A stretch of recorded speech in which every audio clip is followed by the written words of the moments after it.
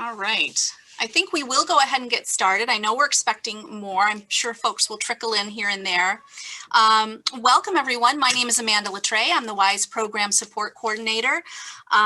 This is our WISE Women of Color in STEM program, our second one of February, actually, and it's getting the mentoring you need to succeed. So a really important topic for all of you in your professional development. So really glad you're here. I do want to just say give someone a chance to say a quick hello to the group if she doesn't mind. Dawn Johnson, she is lead faculty advisor for WISE Women of Color in STEM, and we're always happy to have her with us. So Dawn, would you like to say hello to the group? Sure, it's good to see everyone, and hope this semester has gotten off to a good start for everyone, even though we are a little later than maybe we would like, but glad that you all could make it, and this is a real important topic, so looking forward to hearing from what our panelists have to say. Absolutely. Thank you so much. And I will encourage folks, I know not everybody can do it, but I absolutely will encourage you, if you can keep your video on, that's always a better experience for all of us because we can see each other and keep that conversation going. So I do encourage you to pop your video on if you're able. And I think with that, I am done with my announcements and I will pass things along to Sharon Alistalo. She is WISE Program Director, and she's going to be conducting the first part of our session this evening. Thank you, Sharon. Okay, so let's hope this all works correctly. Share screen. All right. So if 3 people could share with me really quickly, what would you do if you were given $500 and you had to spend it all in 1 week? What would you do for your career success and a peer's success? So something for you and something for somebody else. So Tiffany says, learn more about website development 2020 or 2021 is what she wrote. Okay, so you'd spend the money on website development. And I would just say to the rest of the participants, feel free to use the chat if you're more comfortable doing that, that's fine. So Dawn shared, get a professional coaching session. There you go. For yourself and someone else. Good. Anybody else have an idea? The reason I'd like you to think about that is if you had a plan, you'd really be able to answer that really quickly. And clearly, Dawn has been thinking about what she needs to advance her career. So, thinking about your career and where you're going, whether it's your academic career or your professional career, is really important strategy for finding the mentoring you need. So tonight, I would like to talk to you about increasing the understanding of what mentoring is and the forms it can take, understanding the benefits and limitations of mentoring. I want to introduce you to the idea of developmental networks, help you to understand mentoring, how it fits into your career plan, and do one interactive case study to help you get on the way. Mentoring is a developmental experience or relationship intended to advance you toward a set of important goals or competencies. The relationship of mentoring is the same, but it can take many different forms. We all know our traditional one-on-one form, where you have somebody who's senior to you, giving you advice and help on your career or personal journey. You could have group mentoring where a senior person maybe works with 3 of you on those kind of same goals. You can have a program that's directed by a program, by something like a WISE. So WISE would have a mentor that then would work with all of you or advise us, and then we work with all of you. Depends on how it goes. Then there's a learning community that's similar to a writing group or peer mentoring circle. It's a community of people, you're all equal, and it's geared to your needs and each other's needs. And the one that I want to talk to you most about, whoops, is, let's see, how do I go back given the screen? There we go. Is network mentoring. And that's what we're going to spend a little bit more time with. Most of you will seek mentoring in many different places, and most of it's informal. And sometimes you're receiving mentoring without knowing about it.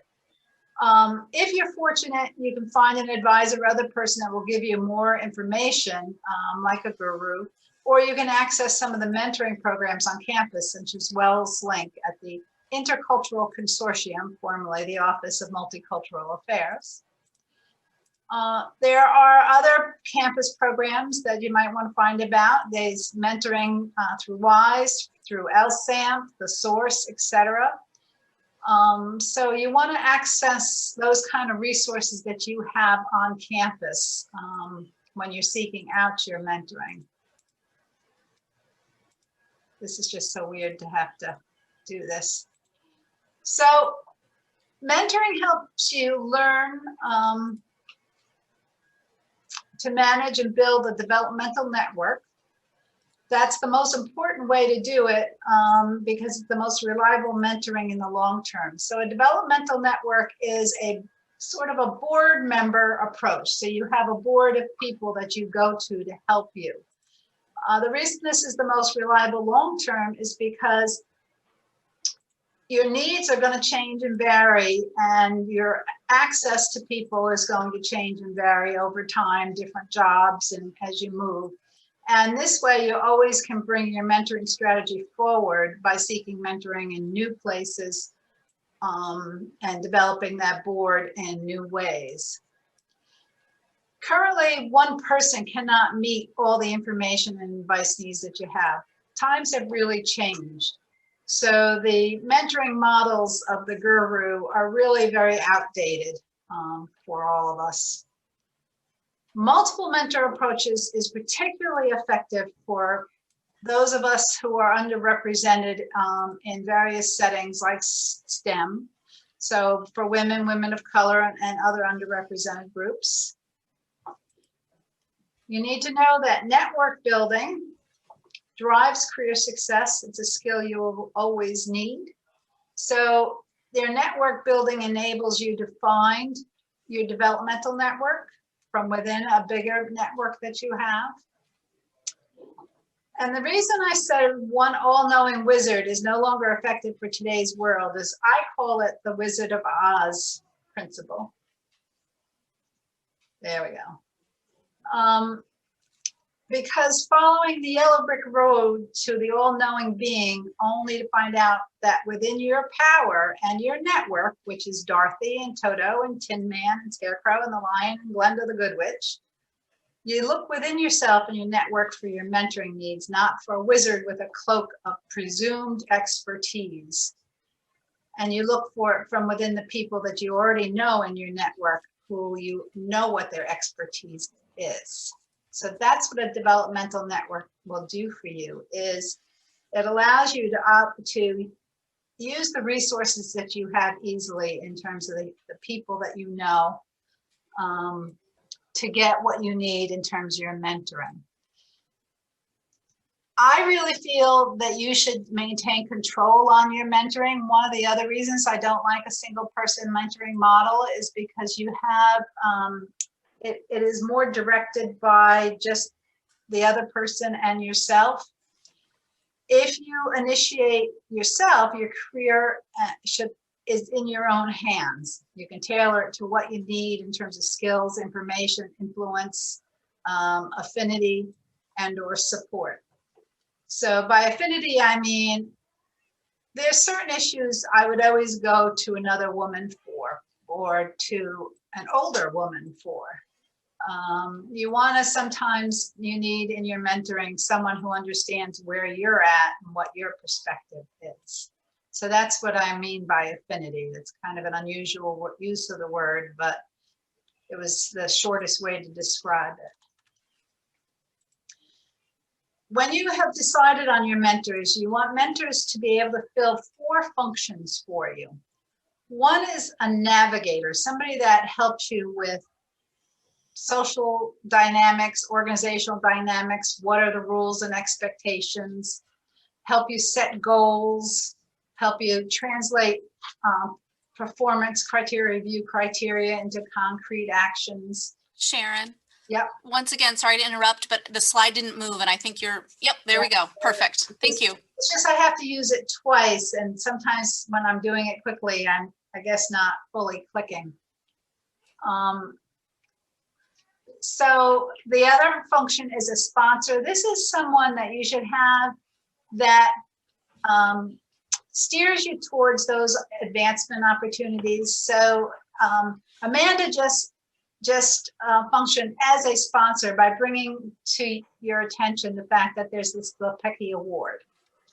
So you want to look for people that promote and steer you for advancement, that will speak up on your behalf, that will introduce you to influential people and help you build your network. A coach, which is what Dawn is looking for, is someone who really teaches you the skills you need or helps you set directions based on your strengths, guides kind of your own self-discovery process of where you want to go next. They could be a mentor that's from your internal organization or an external organization. And in fact, many coaches, there's more and more coaches now that you can pay as a consulting process. And then you also want to look for those people who are confidants, people who are going to listen to you, that will celebrate with you your triumphs, that will affirm your choices and cheer you on, share the experiences, what worked for them, what didn't work for them. And they could also be part of your developmental network and also part of your social network, the people that you hang out with. But you need to have sort of access to all four of these types of people in your network. Now, some people can be a navigator and a sponsor, or a coach and a confidant, but it's you need to look for people that can play those different roles in your life.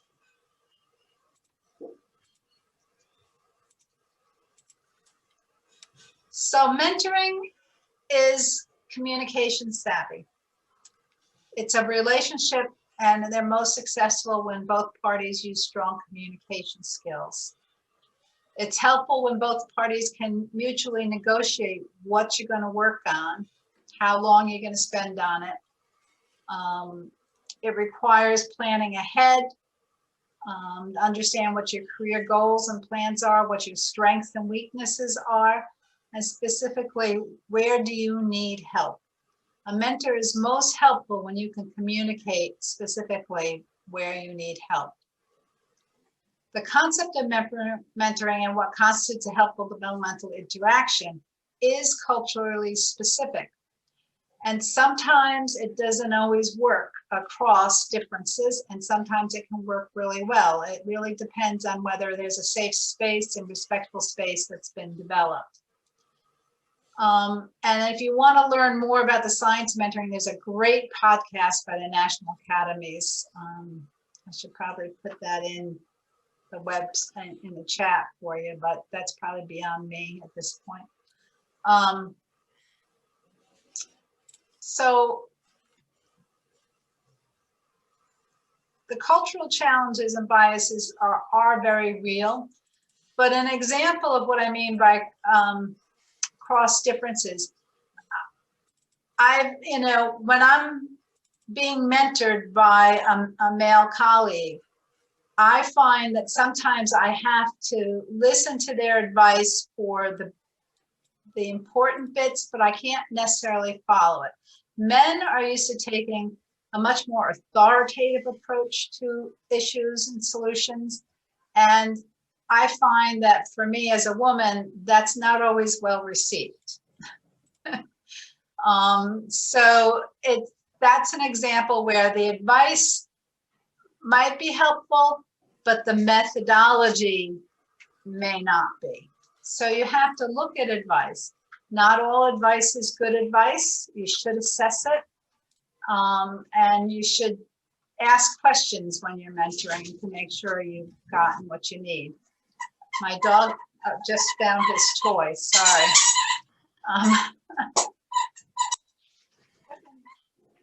Pippin.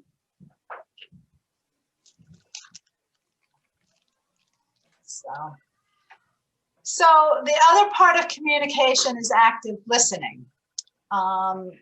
And that's what's more important. I talked to you about the fact to listen to obtain your complete message, information, and to enhance your understanding.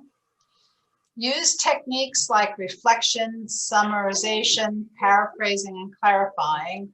So that's asking questions like, what I'm hearing is, sounds like you were saying, what you say, when you say that, I feel or think this. This is what I heard. Am I on target? And what do you mean when you say? Those are the kind of examples of the words that you need to say back to people as they give advice so that you know you're receiving what you need to receive from them. And then use during a session, this is the silliest thing, use nonverbal gestures during it to indicate that you're listening. Keep an open posture, use simple affirmations like yes and uh-huh, really, those kind of short sentences. Maintain eye contact, smile, and just these simple acknowledgements that you're conveying listening. No mentor wants to be in a session where they're not sure that you're listening or that you're going to actually take their advice. So if you want them to keep going, sometimes those simple gestures will make a difference. Research also suggests that we only remember between 25 and 50% of what we hear. That means that when you talk to a mentor for 10 minutes, they retain less than half of what you have said. So be aware that active listening can give others the impression that you agree with them, even if you don't. It could mean that you haven't retained all that was said if you haven't done some of these other things that help you repeat what they've said. Sounds to me like you are saying X, helps you to repeat back what's said so you can remember it better.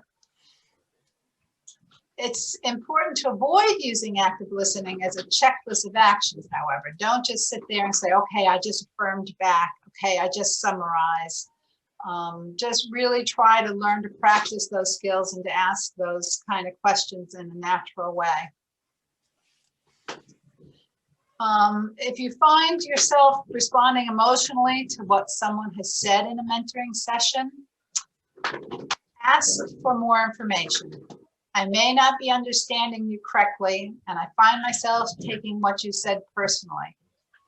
What I thought you said is X. Is that what you meant? Because sometimes people say things in ways that you can take offense at that's not really their intention, but it still has that impact on you. And other times people have, do an unintentional microaggression because they're tired, they're hungry, they're rushed, and something slips out that they wouldn't normally say, and you gotta check back to make sure that's indeed what they meant, or that they need to understand what you feel. I'm sorry I'm rushing through this because I feel like the panel's probably got more to say than I do. So how do you approach a mentor? For long-term mentoring, you need an academic or career plan, goals and objectives that you wish to work towards. Sharon, I'm so sorry. Can you just click us to the next slide? Perfect. In the moment or situational mentoring needs, you have a network to draw on, and clearly, once you've thought out what your need is, you can go and ask an individual for your help. Be specific about your needs, especially for the first meeting. Initiate contact with a simple ask for an appointment to talk about, give a concrete item. And remember that this first meeting is more like a trial date than a marriage. You're not going to even ask about being a mentor. You just want to ask for advice in the moment. If after that meeting all goes well and you feel comfortable with the person, you think you can move forward, you can then move in to ask if they'd be willing to answer more of your questions or to work with you over a longer period on X, and X. Okay.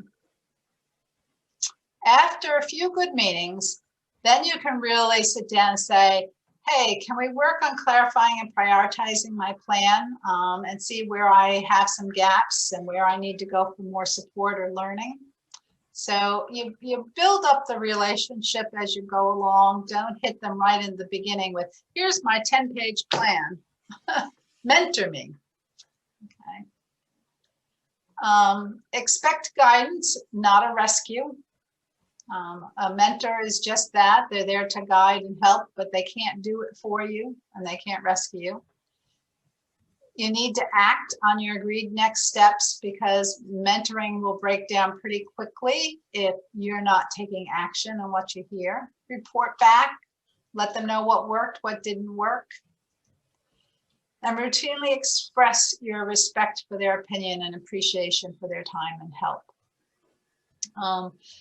That's probably the thing that people will do the most, and that is probably the most effective thing to do.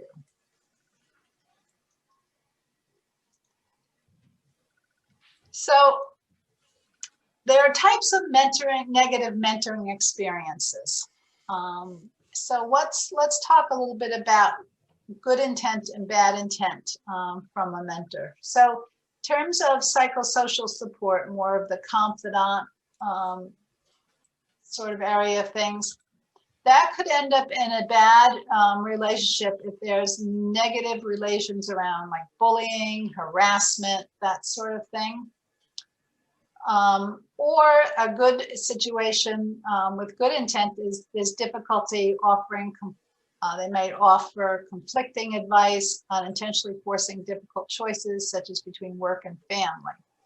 So their intent is good, but the impact is not so good. And so that's where some of your active listening, clarifications, and assessment of advice come in. In terms of career support, there could be some sabotage of your career. Unfortunately, there are people out there like that, or exploitation. And good intent, but doesn't really work, is sort of spoiling. The mentor is not in the right career track, not in a position of influence for you, doesn't have the kind of expertise that you need. So bad mentoring is worse than no mentoring. So if you end up in a bad situation, you need to exit as gracefully and quickly as you can.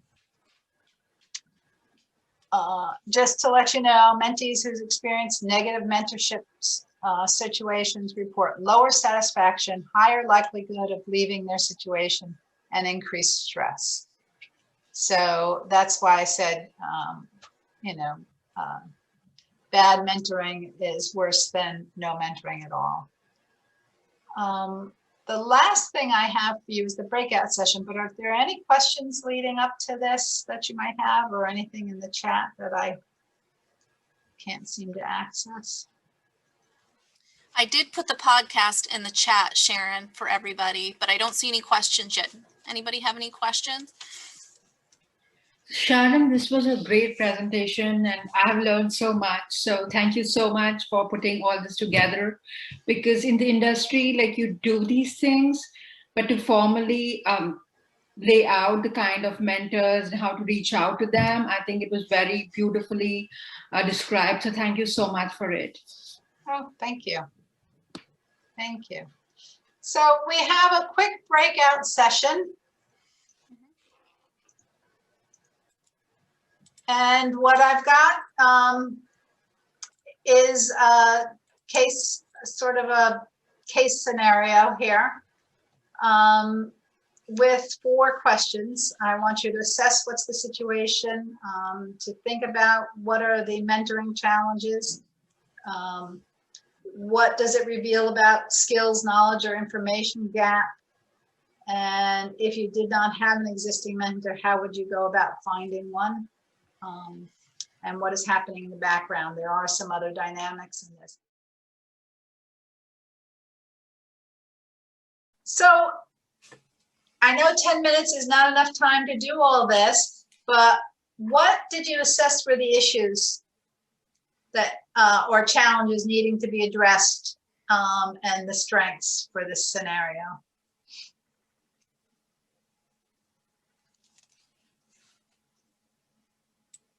And we can use the chat too. That's fine if people want to pop answers in the chat. Sometimes that's easier for folks.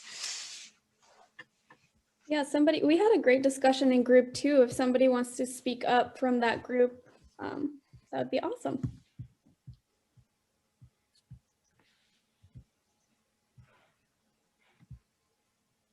Oh, come on, people. Karen.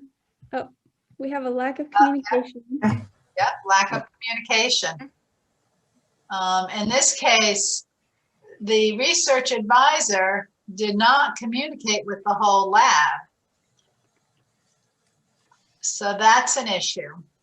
And then in return, the lab mates chose not to communicate with her either.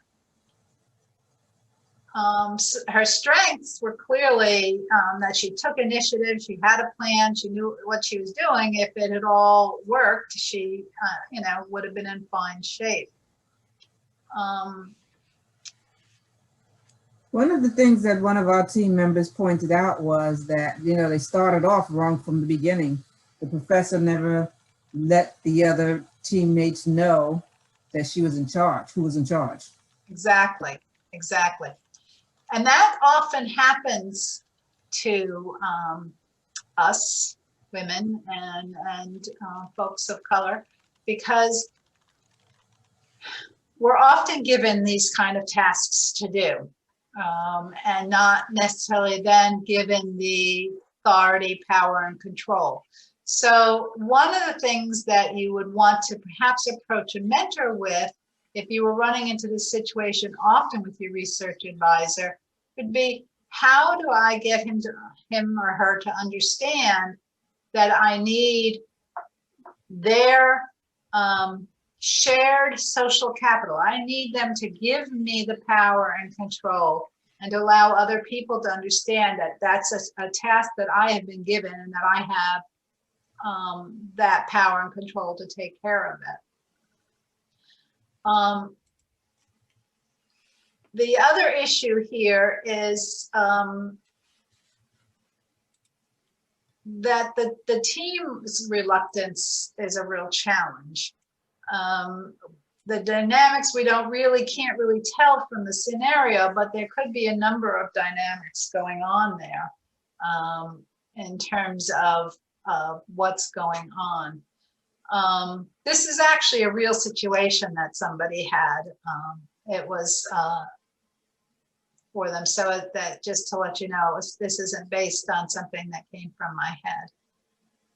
And so there were a number of dynamics that were going on where the male graduate student was asking the two women to do a lot of different chores in the lab, as opposed to the research, and that kind of thing. But I didn't really provide you with that information in here.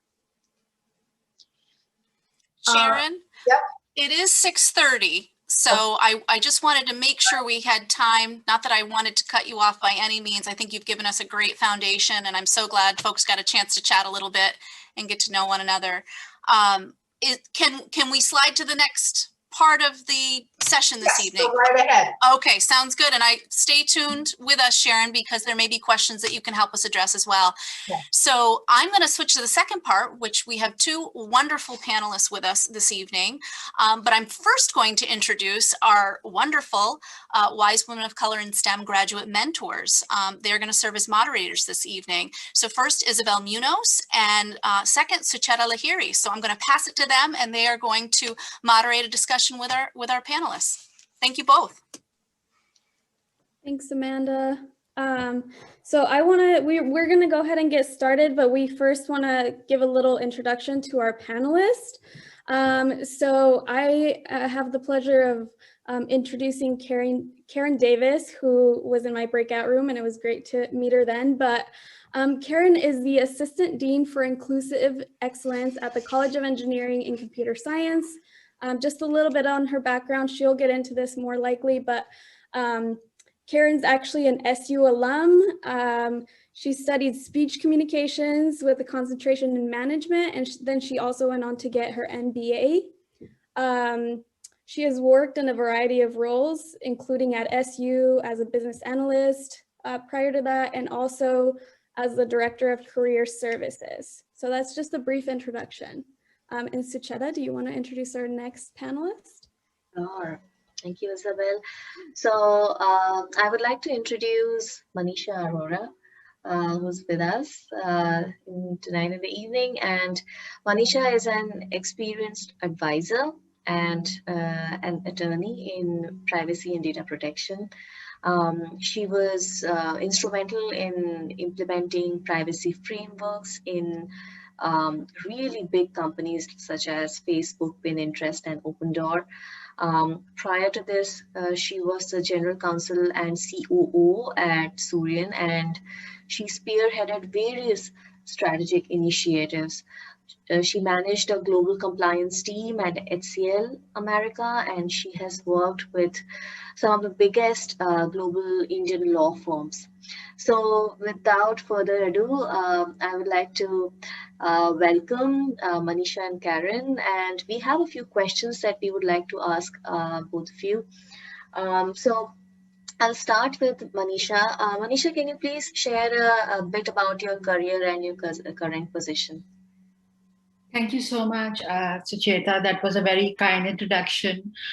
So I'll share an anecdote with you just to bring to light what we do in the industry. So the Canada AGCO had come to our company, and there was this huge conference room that was filled with attorneys and AGCO, and we had top executives who were sitting in the conference room. And I walked in. I was the only woman. I was the only woman of color. And I told the AGCO that I need to sit in this meeting. And he looked at me and said, yeah, I think you should sit because we need someone to take notes and photocopy. So I looked at him and said, that's really great.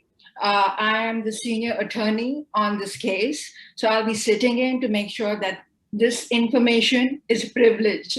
So we had a chuckle, and it was so strange that if you saw a person of color, they would think that, and it's not that there's anything wrong in it, but they would just assume that you're the paralegal or the secretary, or you just need to sit in to photocopy.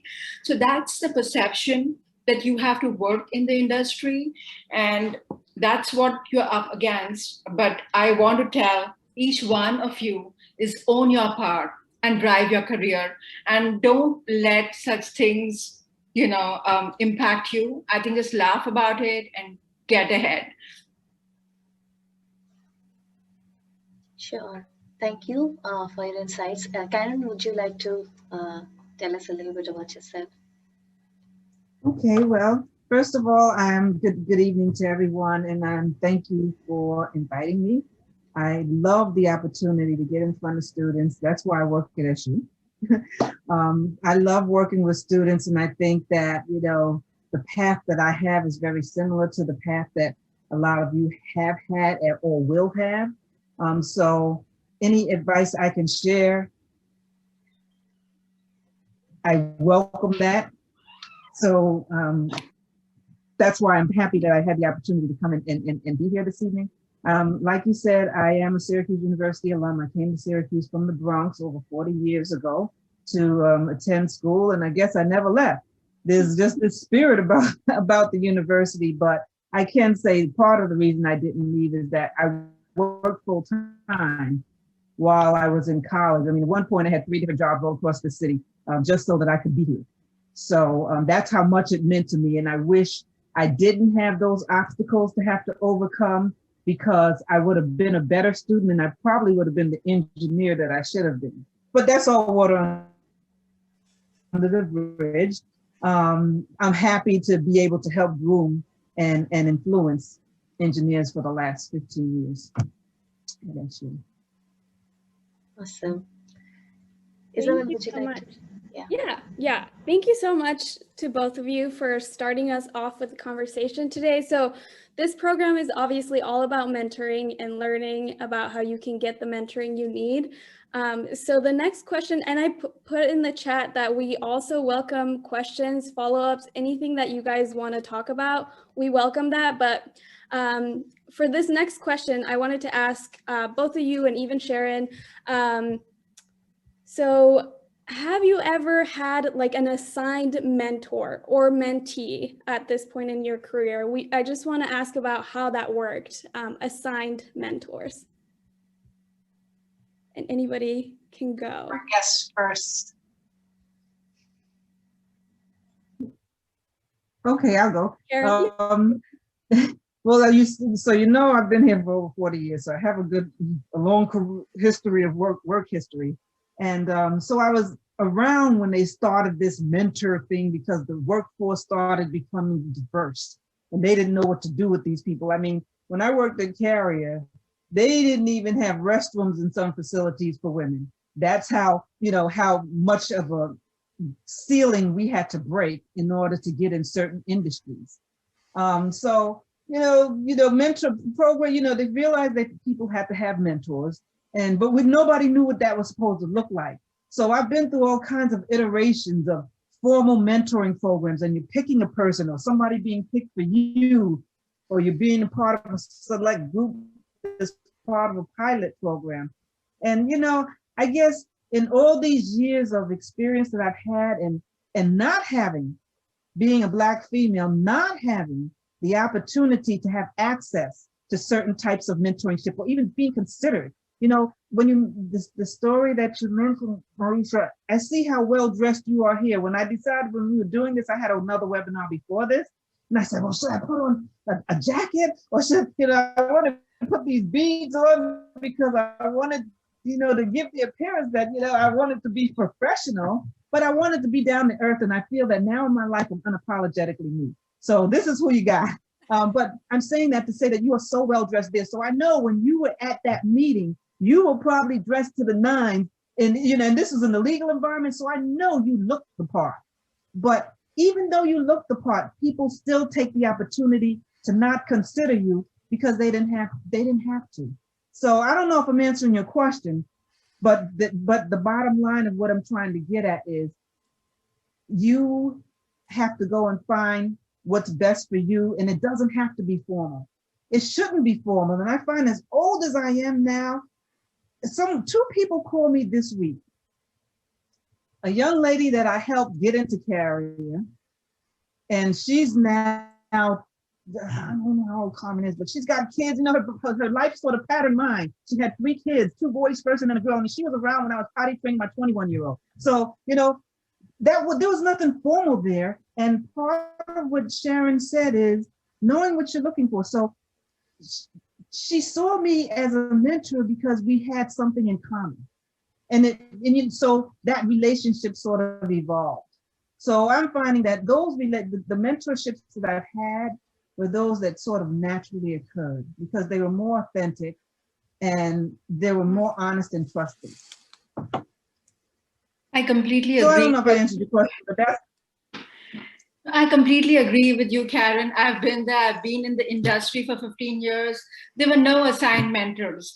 And when I used to go to my partners who were white male, who had like a spouse working, taking care of the kids, and I had issues with work-life balance, I used to go to the receptionist and ask her because she's been at it longer and she can give me clues because she's been there, she's been doing that. And, so you have to just find your cohort of people. You have to find your tribe that speaks to you.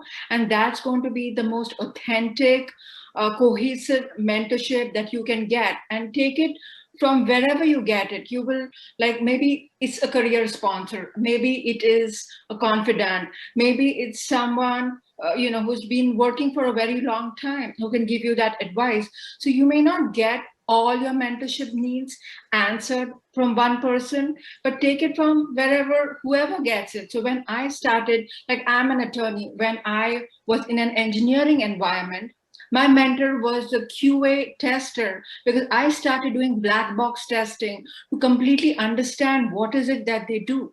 So don't be ashamed and say, oh, right now I'm the general counsel, I can be, learning from the QA intern, but he knows more than me, so I will learn from him. So be like very open, be curious, be hungry, and learn from whoever can teach you. Don't have this mindset that, oh, this is how your mentor should look. Just imbibe from anyone and everyone who can teach you. Research tells us that actually assigned mentors generally does not work as well as the organic mentorship. So what you naturally find and go for. The only way an assigned mentor really works is if that mentor has been given a really good training and has a really good program to follow. Then they're really there to offer you the information the company wants you to have and to train you to the company's norms and expectations. So in that way, they're useful, but I would still want to have 3 or 4 or 5 other people that I went to find out what are the hidden rules. Okay, so now I've learned all the expected rules from my assigned mentor. I need to go find the people who tell me what are the hidden rules. What am I not getting about promotion? What are the ways that people expect a report to be written? How do you address the guests that are powerful and potential clients? How do you, there's all these other rules that happen in the workplace that you need to find out about, and they may not be the ones that they have in their little prescribed program. So you still would need somebody to supplement. And in fact, as I said, you want to be in control of your career, not leave it to other people to be in control of your career. So you take advantage of that opportunity to have what that mentor will provide. But and if you have to see them a certain amount of times, you fill the rules. If you don't, you slowly exit out if it's not useful, or stay in if it is useful. Sure. Thank you for your answer. Our next answer is related to understanding the entire process of seeking a mentor. So have you ever sought a mentor on your own? What, according to you, worked well and what did not work that well? I'll start with Manisha first. So I do believe, just like Isabel said, that we do need to supplement the information in the workplace, because there are a lot of unwritten rules about the culture of a place. How do you go about it? And I do believe in the great American hustle. So when you join a new place of work or you're taking on a new project, don't be shy. Reach out, ask people for 15 minutes of coffee, for having lunch with them, talk to them. And a lot of times people have told me, no, I really don't have the time. So rule number 1 is, please don't take it personally. It has got nothing to do with you. You don't know what that person is going through.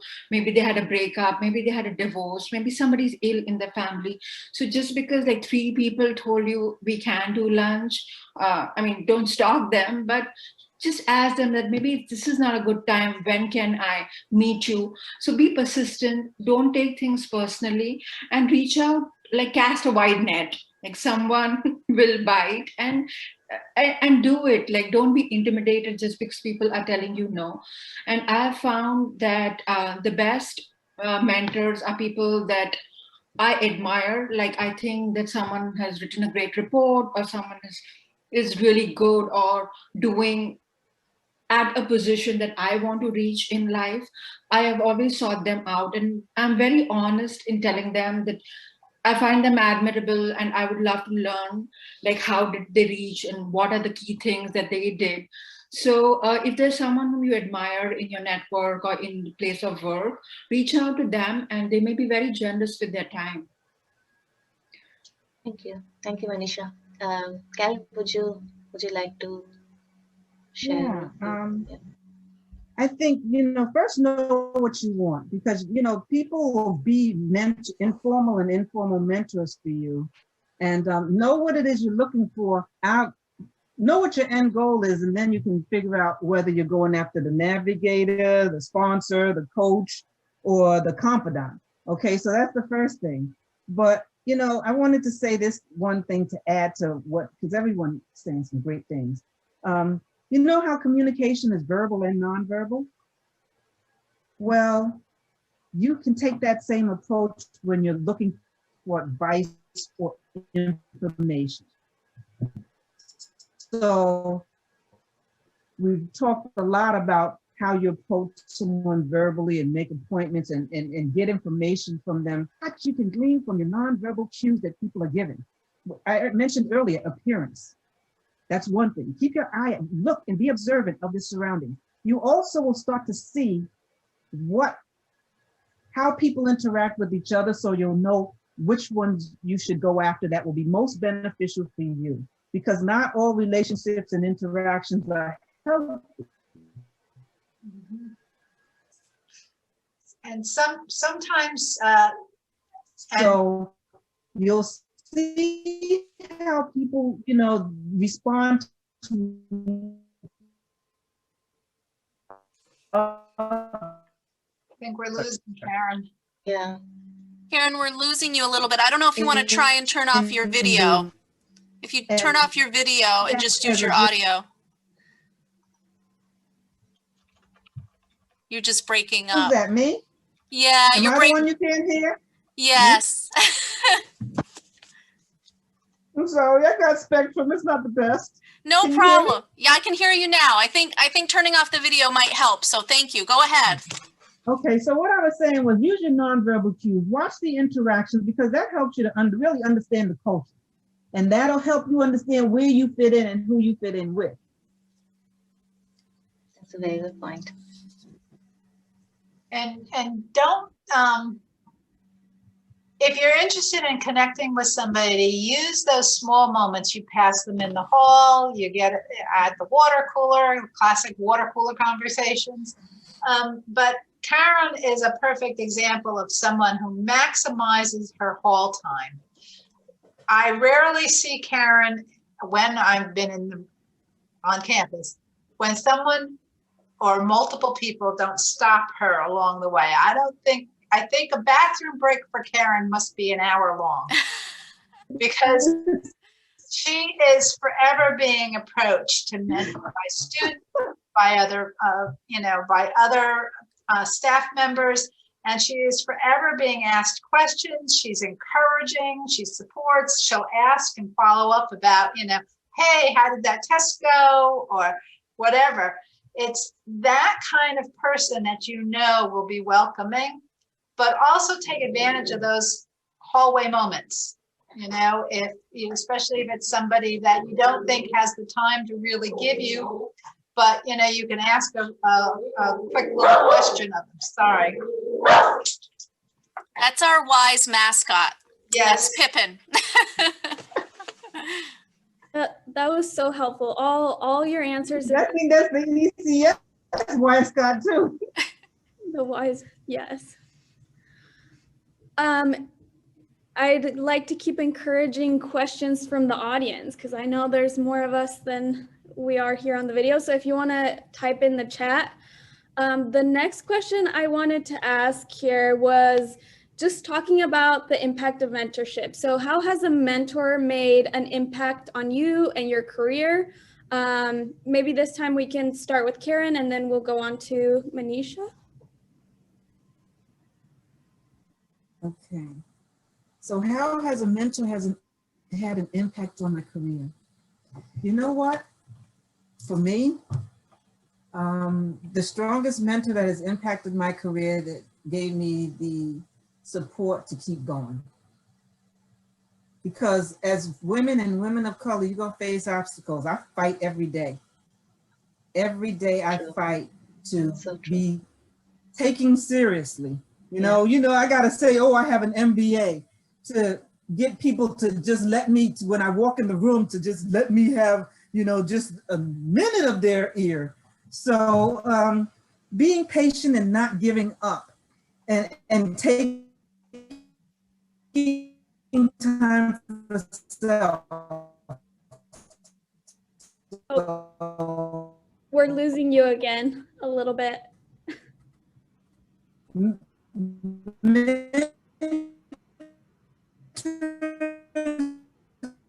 That encourage you in that way. Oh shoot. Okay, what am I turning off the video? Yeah. Is that works. better? That's Yeah, better. that works. Okay. Fine. Yeah. So the person who has been the most honest with me, that I know, they'll be willing to tell me the worst of the worst. If I messed up completely, I want to hear about it. And I'll give you a funny example of that. Okay, I did a webinar sometime this summer, and one of my colleagues in the building there in Link was on there to support me. And then I saw them later on and they said, don't you have any friends? Don't you have any girlfriends? How come you were sitting on that video with that big gray spot in front of your head?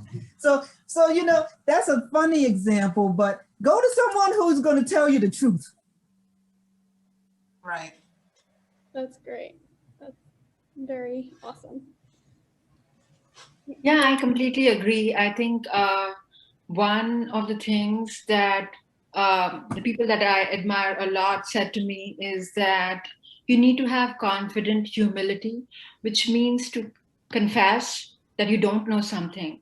And as a woman of color, like, we work twice as hard to get half as far. So it was very difficult. I would overwork most of my colleagues, but to admit that I didn't know anything, I perceived it as a failing. But I think that, right now I'm confident enough to say I don't know it. Like, I will eventually learn it, but at this point I don't know it. And I think that kind of humility is important throughout your career, because there's no way that you know everything, and no one likes a know-it-all. So having that humility, having the confidence to admit that you don't know something, is something that has taken me a long way. That's awesome. Thank you for sharing.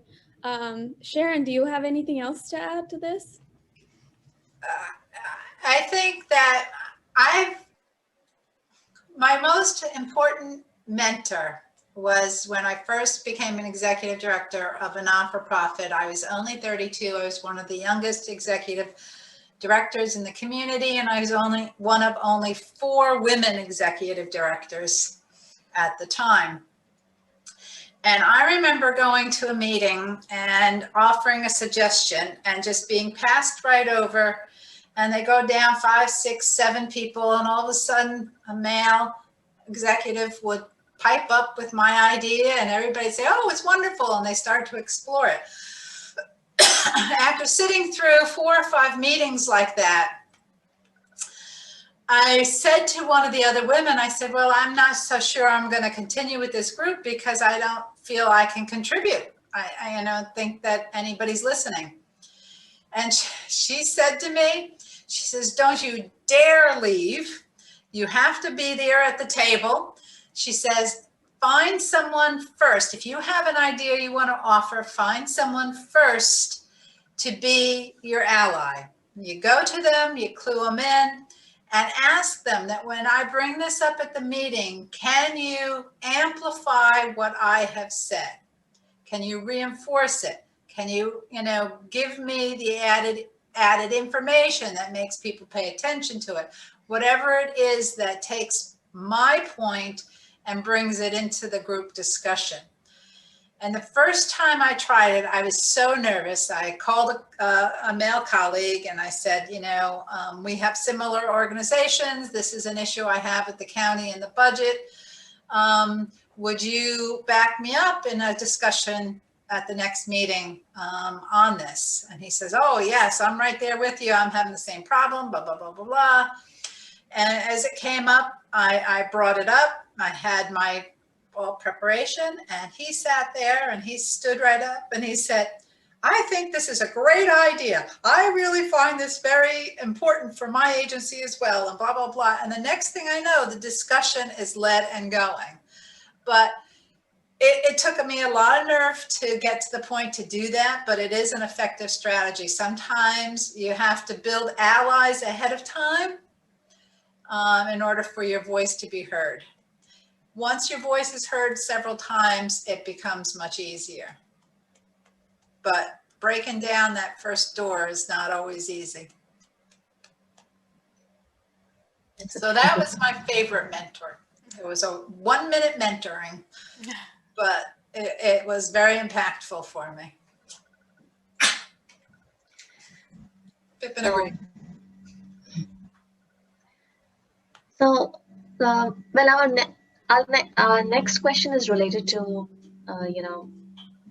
how did you prepare to utilize your mentor effectively? Like, I have been at the both sides of the world, industry and academia.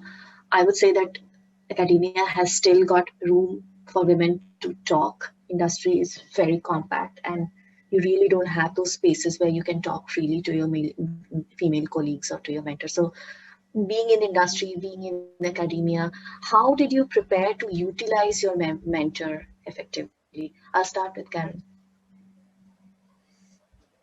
You know what? The key thing is being respectful of their time and knowing how much you can get out of them.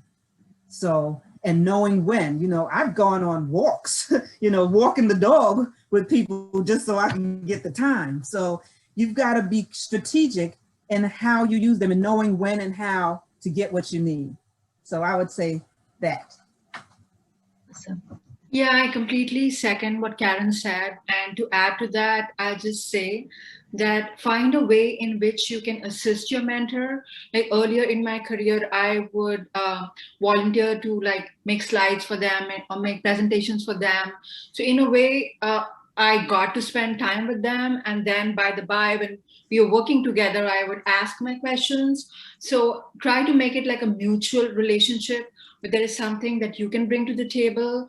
And you guys are so good with technology and social media, and there's so much that you can also give your mentors and use your skills and make it mutually beneficial.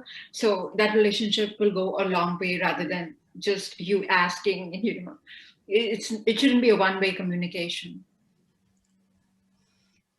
Sharon, do you have anything else to add to this?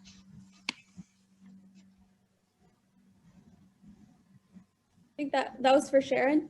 Did Yeah. you want to add anything, Sharon? Otherwise, I know we're running out of time, so I want to be also respectful of everybody else's time. And just before we wrap up, I want to just offer this last question here. Just any final advice, words of encouragement for students looking to grow their support network? Again, any final words? And I guess I can start with, Manisha, then maybe Sharon. Do it. Don't overthink it. Go for it. That's great. Remember, you don't have to commit to a long-term mentoring relationship. You can just take them out on a date. Try it out, see if it works. Try it a second time. If it works a second time, maybe you can expand it from there. But you don't have to think of this as a high-risk situation. It can be just a coffee chat. And have a specific need in mind. See how it goes. If they click with you, if they offer the kind of advice that you need, a lot of times that will even lead to them offering to give you more advice on something, in which case then you've got the door open and you could step right through. But just remember, you don't have to think about this as a big deal. Just need to think about a specific need, ask for a quick 10-minute discussion, and get her done. I like that one. I would say don't be shy and get her done. I like that, get her done, but keep trying. Don't give up. It's something that you're going to always need in life. Yeah. Great. Most Well, places don't have mentoring, so you need to have to figure out how to get your own mentoring. wonderful. Wonderful. I'm sorry, Isabel, do you want to say something? Nope, I just Yes. wanted to thank everybody. And yeah, I was just going to pass it right back to you, Amanda, to wrap us up.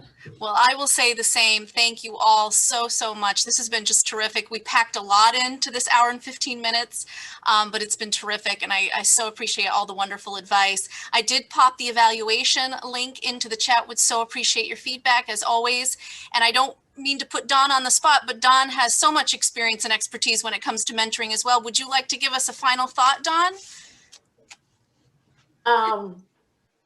You know, I put you on the spot. I'm sorry. no, actually, you know, as I was thinking, what I was really thinking was that you know, as much as we might want and need our mentors to look like us,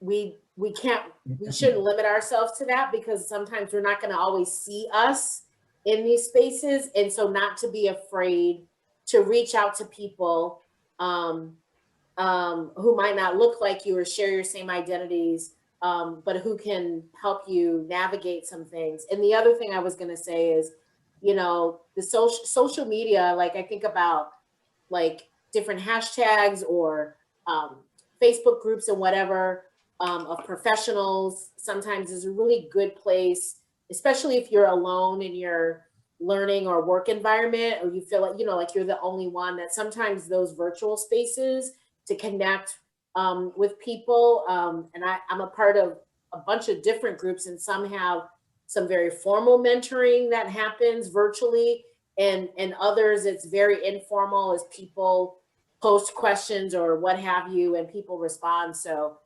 take advantage of those, you know, kind of virtual spaces. Look for those, and don't be afraid to reach out to folk who don't look like you, because sometimes they actually have some really valuable insight as people in dominant groups that like they just know stuff and can